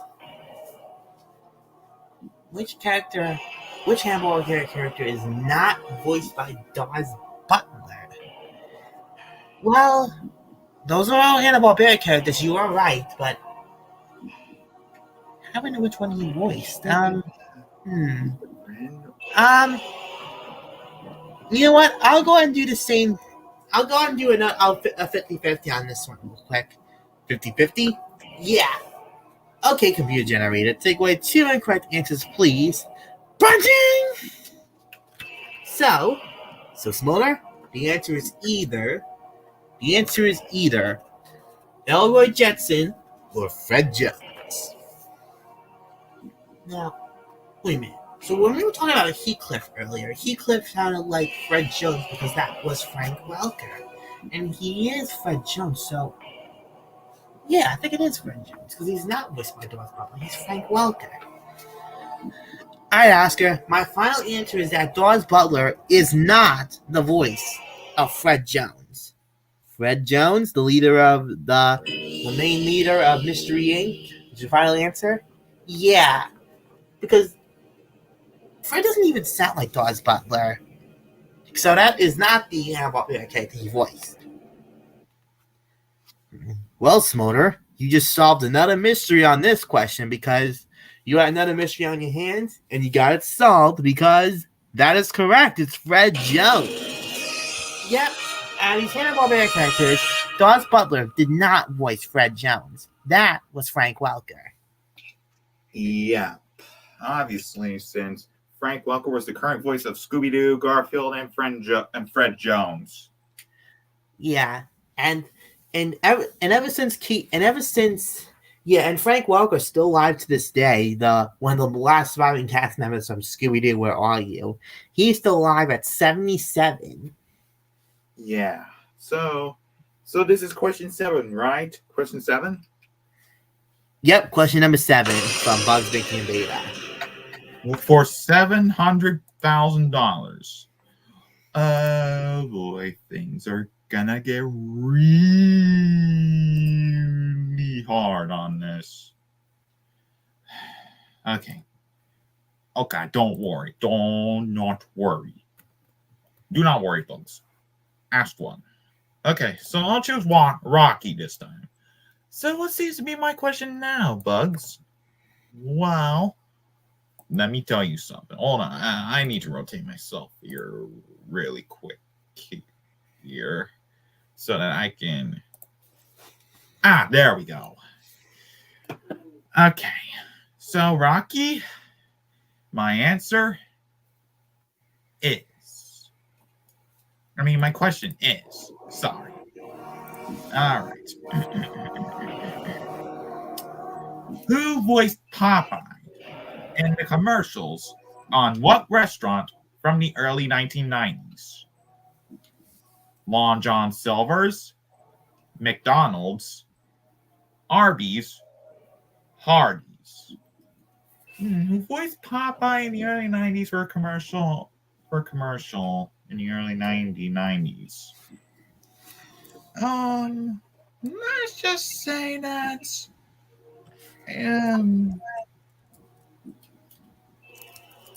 I think it's like I'll go help a friend on this. So since I don't understand the question, so I don't know everything what Maurice LaMarche voiced, but I don't know the restaurant. Okay, which one do you want to help? Either Star Butterfly, Cold Collar, Foghorn Leghorn, Smolder, anyone you like. Let's just say I want to go ahead and pick Smolder. Okay, so Popeye in a commercial for which of these restaurants? Okay, let's see. What Maurice LaMarche voiced in the early 1990s. In the early 1990s. Let's see. And let's see. I think I might have saw it. Hold on, man. Maurice LaMarche, Popeye. Let's see. Hold on. I think I might have. Hold on. Is it long term?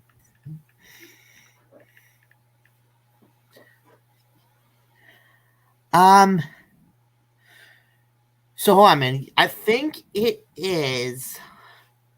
So, okay. So what was the question again? Popeye. Who voiced what? Do Maurice LaMarche voice Popeye in what commercial for a restaurant in the early 1990s? Is it Long John Silver's, McDonald's, Arby's, or Hardee's?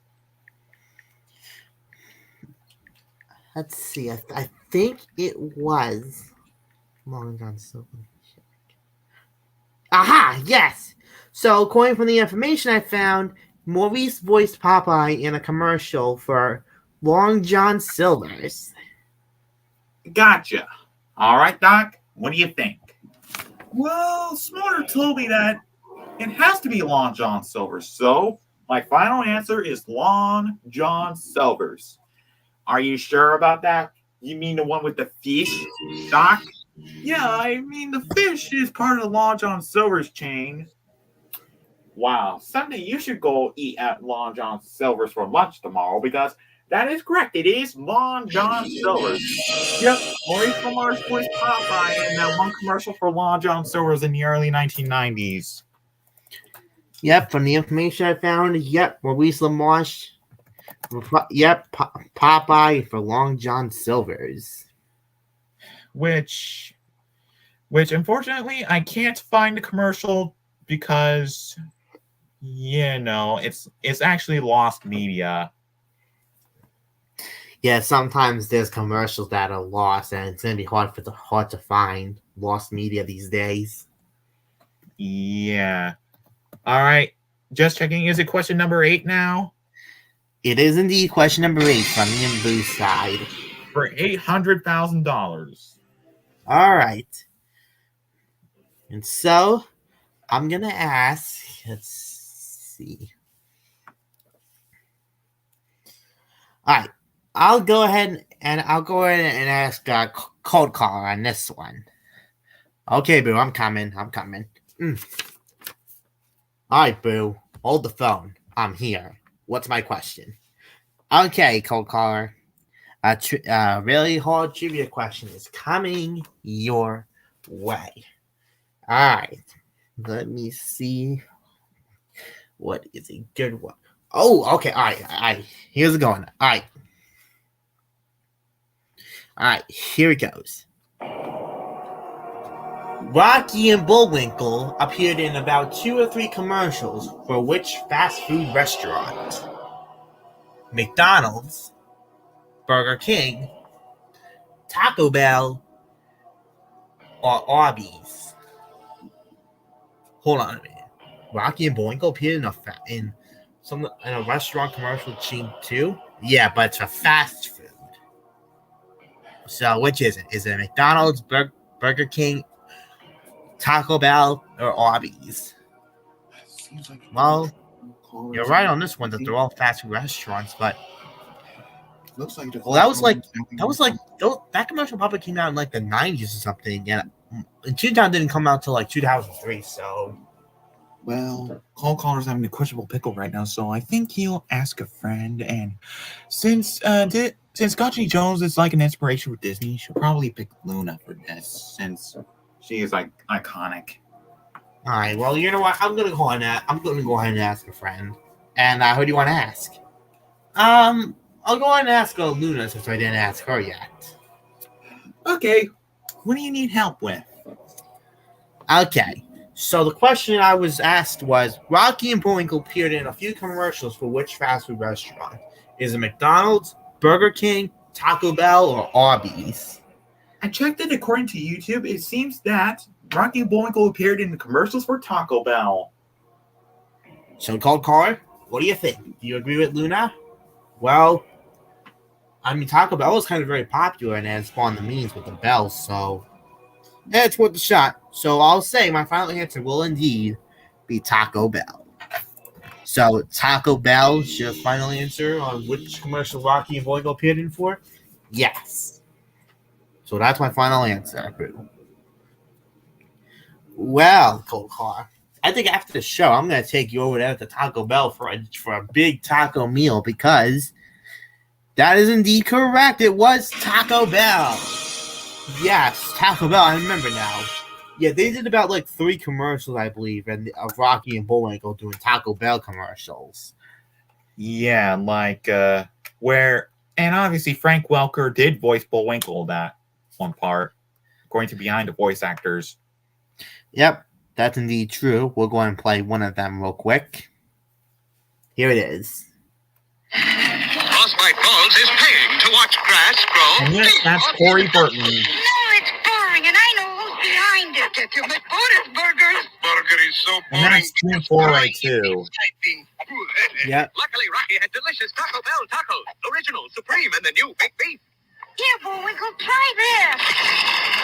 The colossal crunch awoke the town from their boredom, and they tarred and feathered the two culprits. Oh yeah, one other thing, that Boris is voiced by none other than Joe Alasky or Keith Scott.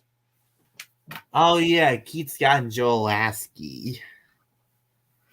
Yeah, which according to Behind the Voice Actors, yeah, you know. So question number 9 for $900 for Bugs Mickey and Beta side. Yep. Question number 9. Okay, the last one for our side now. So, you know what? So I'm gonna ask the last hard question to you. Okay, seems to be my question. Well, let me tell you something. So, I know this may sound tricky and all, but I'm just gonna do this.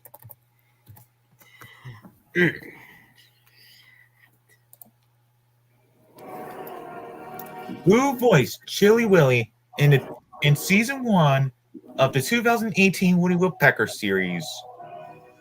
Brad Norman, Keith Scott, Gloria Wood, Dawes Butler. Wait, out of all things Chili Willy related, Walter Lance related, I know he is the same guy who voiced Bullwinkle in the 2018 Rocky and Bullwinkle show for Amazon Prime. It has to be Brad Norman. It has to be. Okay, so my final answer for season 1 of the 2018 Woody Woodpecker series, Brad Norman voiced Chili Willy. Brad Norman, are you sure that's the final answer?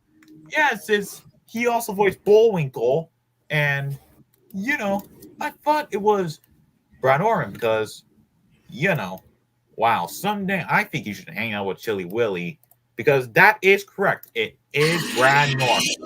Yep, Brad Norman voiced Chili Willy in season 1 of the 2018 Woody Woodpecker series before being replaced by D. Bradley Baker. Yeah, we did see that on Behind the Voice Actors. Brad Norman voiced him in season 1, but Brad Norman voiced him in season 1, but then D. Bradley Baker voiced the character in season 2. Yep. All right. The last ever question, and it's just in time. Last ever question. This is for Mario and Booside for $1 million. But remember, don't screw this up. Yes, let's not screw this up. Wait, hold on a second. Let me make sure I got the right music. All right, so I'll go and ask the $1 million question, and that only character we have left I'm going to ask is for Foghorn Leghorn. All right, I say, hold on a second, Mr. Proud. I'll be there in just a second.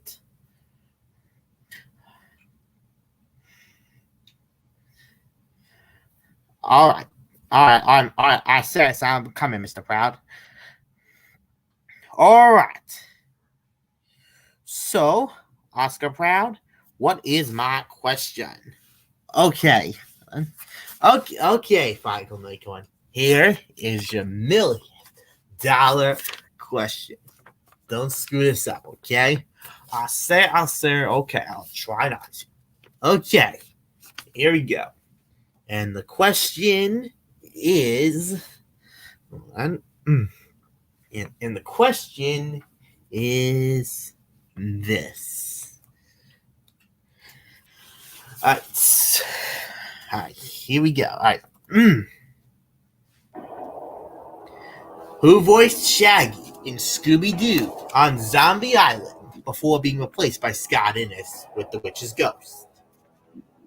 Was it Billy West, Jeff Bennett, Frankie Muniz, or Rob Paulson? I said, voice Shaggy on Scooby-Doo on Zombie Island. Well, let's face it. I know Casey Kasem didn't return because he wouldn't voice Shaggy again until, like, in the direct-to-video movies, that wouldn't be until, like, 2003 for Scooby-Doo and look at the vampire. Yeah. So, hold on. Who's it? Oh, yeah. Of course, this guy. Okay, Oscar Proud. Let's see. It wasn't Rob Paulson. It wasn't Jeff Bennett, and it certainly was not Frankie Muniz. Only leaving this one voice actor, and this voice actor actually sounded perfect for Shaggy. I wish he could. I hope he does it. I hope he voices it again for him more often for some commercials. And that voice actor, that one certain voice actor who voiced Shaggy on Zombie Island, would be none other than Philip J. Fry himself, Billy West. Billy West. Billy West. Are you sure that's your final answer, Falcon Nightcoin?